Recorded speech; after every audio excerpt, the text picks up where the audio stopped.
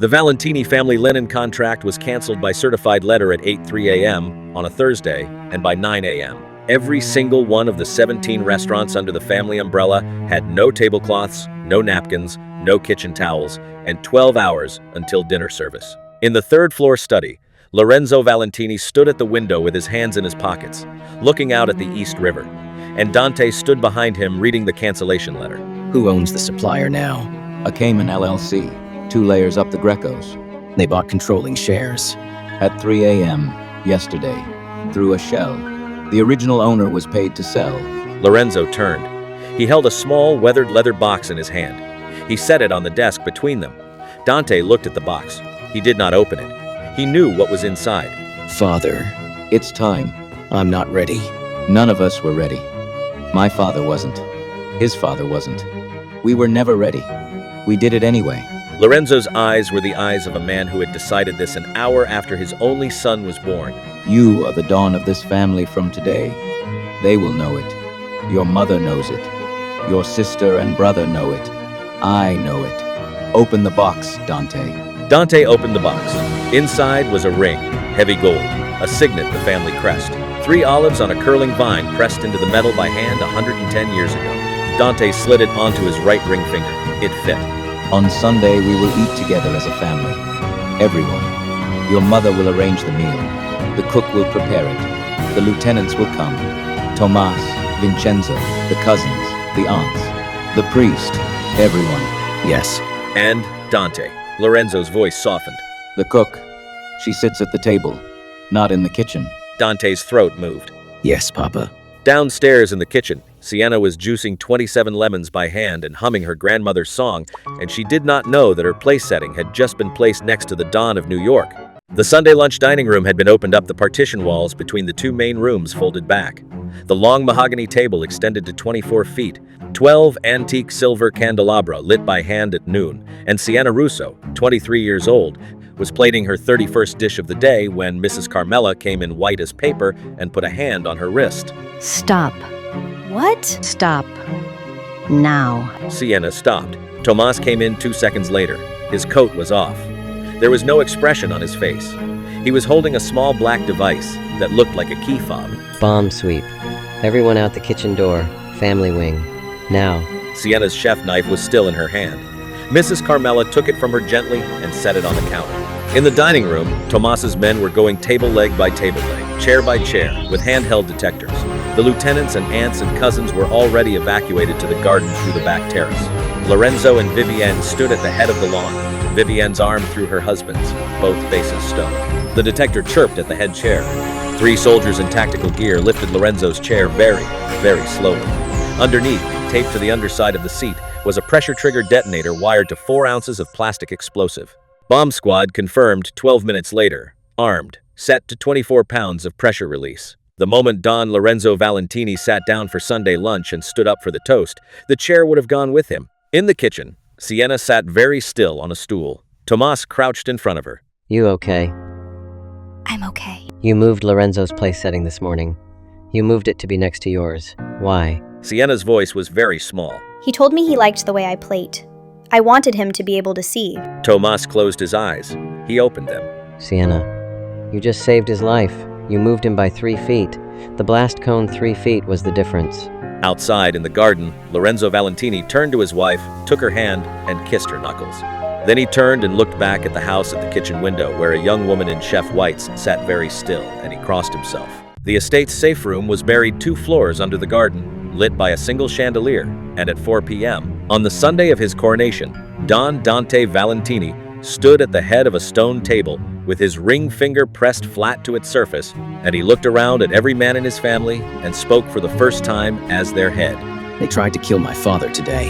Silence. They failed because a woman who has been in this house 6 weeks moved his chair by 3 feet. They will try again. They will try again tomorrow.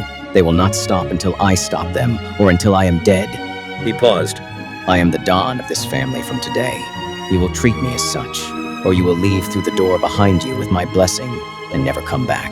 There is no third option. Tomas, at his right hand, did not move. The cousins, the lieutenants, the aunts, every one of them stood up from their stone benches and knelt on one knee. Sienna was not in the room. She was upstairs. Mrs. Carmela found her in the kitchen at 5, peeling potatoes for a meal nobody would eat that night. He's coming up. He wants to see you. He came up. He had taken off his suit jacket. His sleeves were rolled. The signet ring caught the late light. He stood in the kitchen doorway like a man who had walked through a fire and did not yet know how badly he had been burned. Sienna, Yes. I am moving you upstairs tonight. Family wing. There is a guest suite next to Aria's. You will have a panic button by your bed. You will have 2 guards on the floor at all times. You will go nowhere alone. Okay. I need you to understand. I understand. He crossed the kitchen. He stopped in front of her. His hand came up. He did not touch her face. He hovered an inch from her cheek. If you want out, I will get you out. Even now. Right now. Tonight. Just say it. She lifted her face into his palm. I'm not going anywhere. The Valentini estate balcony overlooked the East River at 1 a.m. The city was deadly quiet. Dante Valentini sat next to Sienna with his elbows on his knees. Then he reached over and took her hand. Her palm was calloused from 20 years of knives. So was his. Tell me what you are thinking. I am thinking you have my whole life in your hand right now, and you do not even know it. He turned his head. His face in the river light was the face of a man who knew he was being given a gift he did not deserve. I know it. I have one rule. I do not lie. I do not pretend. If whatever this is happens, then it happens out loud. With your family, with my brother. And the day you put me in a closet to keep me safe is the day I leave. A long silence. He brought her hand up to his mouth and kissed the back of her fingers. Out loud. Then I will start now. I have wanted you since the 3rd bite of a sandwich 6 weeks ago. Loud. On the record. She did not answer him with words. She leaned forward and kissed him. The first kiss lasted exactly 9 seconds. It broke when a phone in the kitchen below began ringing frantically. Dante and Sienna pulled apart in the dark. The news on the other end was a violent declaration of war. Someone had just driven a steel truck straight through the side of Russo's plate. Marco was alive but bleeding from a dozen fresh stitches. In the hospital waiting room, he looked at his sister and then at the dangerous man standing behind her. Marco pulled her out into the parking garage and lit a cigarette in the cold orange light. They killed our father, Sienna, and now you are going to be sleeping with Dante Valentini. They did not kill Dad. Greco killed Dad. Dante is going to end Greco. Not because of Dad, but because of me. So Greco can never get to me anymore. Her voice broke, but her eyes were like steel. Every other man I have ever met would have died in his chair on Sunday. Dante walked into a kitchen and asked his father to put me at the head of his table. Sienna, if he hurts you... Marco, he won't. I promise you he won't. The Valentini safe room at 6 in the morning was lit by recessed bulbs and ringed by 7 lieutenants in dark suits. In the center of the stone table lay an iPad streaming live footage of the burned husk of Russo's plate. Dante Valentini was wearing a white t-shirt. He had not slept. Boss, the driver is in Connecticut. We tracked him. We cannot keep letting them hit and back off. We need to answer this with blood. Dante stood up. He walked the length of the table and stopped at the bulletproof window, looking out at nothing. I am not going to answer the way they expect. I am not going to send men into their clubs. I am not going to put Marco Greco's nephew in a river. The lieutenants exchanged nervous glances. I am going to put Marco Greco in a federal prison for racketeering, for murder, for the bombing of my father's chair. I have been building this case for 2 years. I am giving it to the FBI in 9 days. Until then, you keep Sienna safe. We end this legally. Boss, that is not the family way. It is my way. The new restaurant space on Mulberry Street had been a Sicilian trattoria in the 1950s, an East Village dive bar in the 1980s, and a chain pizza place in 2019. And at 10 Amender on a Wednesday, Sienna Russo unlocked the front door for the first time and walked into 1,800 square feet of stripped brick, exposed beams, and 40 years of layered ghost. She stood in the middle of the room with her arms crossed and her head tilted, and she could see it. A 22-seat counter, an open kitchen, a wood-burning oven against the back wall, a single chalkboard menu that changed every day. The door opened behind her. Vivian walked in. What do you think? It's perfect. Bellucci's reopens next month. The Grecos still own 49%. I'm buying them out. The board meeting is Friday. I will be the majority shareholder by Monday. Vivian set her purse on a sawhorse. I want you as quality director. 22 restaurants under the umbrella. All of them yours. Sienna's mouth opened. Mrs. Valentini. Vivienne, I'm 23 years old. I just graduated. You're 23 years old, and you spotted peach pit oil from across a room. You identified a leak from a single frame of video. You moved my husband by 3 feet and saved his life. You will not get this offer again, Sienna. I do not give it twice. Sienna's pulse was a hammer. What about this place? She gestured at the brick walls. This is yours. Your name on the deed. Your menu. Your kitchen. 22 restaurants in the day. This restaurant whenever you want. Dante leases you the space at market rate, with a contract, signed by both of you, because I told him you would not accept it as a gift. Sienna laughed once, wet, half a sob. He knows me well. He knows you the way men know the only woman they have ever paid attention to. Yes or no, Sienna? Sienna looked around the room one more time. The light through the front window was the gold of midday Manhattan in May. Yes, Vivian smiled. Good.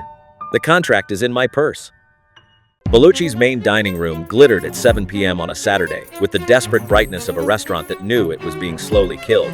$80,000 Murano chandeliers, a string quartet sawing through Vivaldi, a maitre d' in a suit too tight at the collar, and Sienna Russo walked through the front door in chef whites and her grandmother's locket, and the entire room of staff dropped what they were holding. The general manager, a man named Pellegrini, who had worked for the Grecos for 16 years, came forward with a smile like a cut. Miss Russo, welcome. We have prepared a tasting at the chef's table. I'd like to eat with the dining room first. Of course. She ordered 6 dishes. The branzino was 30 seconds overcooked.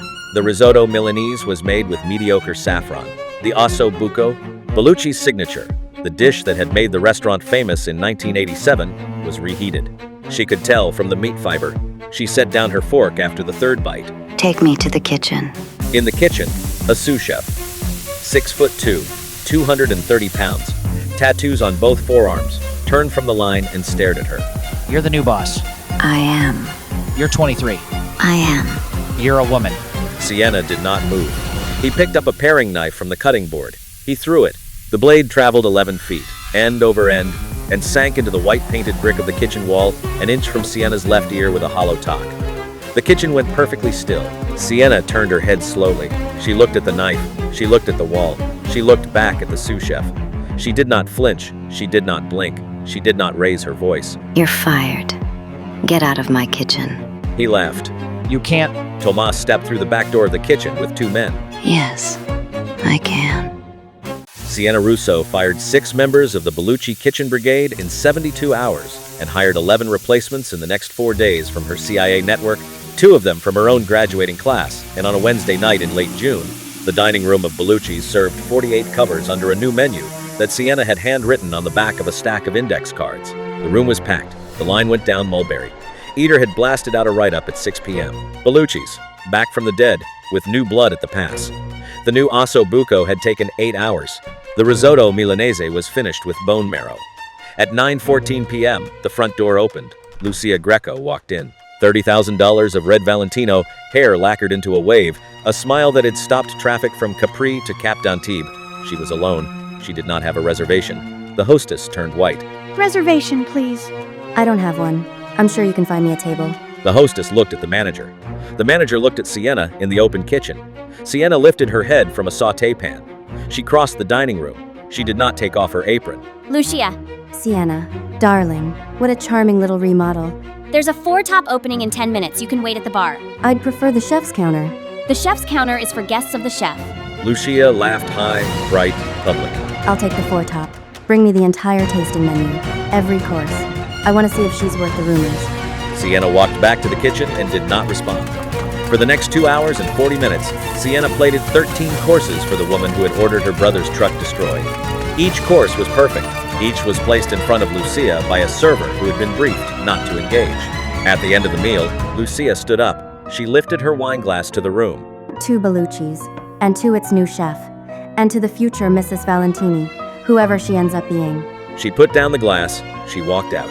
In the open kitchen, Sienna's knife slipped and opened a 1-inch cut along her left thumb. She did not stop work. The east balcony of the Valentini estate at 2:30 a.m. caught Dante Valentini lighting a cigarette he had not smoked in 9 years. The orange ember in the dark made his cheekbones look hollow. And when Sienna came up the stairs in her chef coat with her bandaged thumb and her hair down for the first time, he turned. He looked at her with the face of a man who had been waiting in the dark for someone he was no longer sure was coming. You cut your hand. I'm fine. Lucia, Yes. tell me what she said. Sienna told him. The toast, the future, Mrs. Valentini. The way Lucia had pronounced it like a verdict on a jury Sienna had not known was deliberating. Dante took a long drag of the cigarette. He held the smoke. He let it out very slowly into the dark. Lucia is not going to be Mrs. Valentini. I didn't ask. I know you didn't. I'm not. I'm not asking you to. Sienna, He turned to face her fully. The cigarette burned down between his fingers. I am telling you anyway, so that you know, out loud, like we agreed. She did not move. He set the cigarette down on the stone railing. He crossed the 4 feet between them. He took her bandaged hand in both of his and lifted it up between them like an offering. Lucia Greco is the daughter of the man who killed my fiancée 4 years ago. I have never spoken her name in this house. I never will. She is not coming here. She is not eating my food. She is not standing in your kitchen. She is not going to be my wife. None of that has anything to do with you. And every single bit of it has something to do with you. Because if she had not walked into your dining room tonight, I would not be standing on this balcony telling you the truth about her. Sienna's throat closed. Dante. Sienna, Tell me about Elena. He closed his eyes. tomorrow. I'll tell you all of it tomorrow. Tonight, please, just let me look at you. She let him.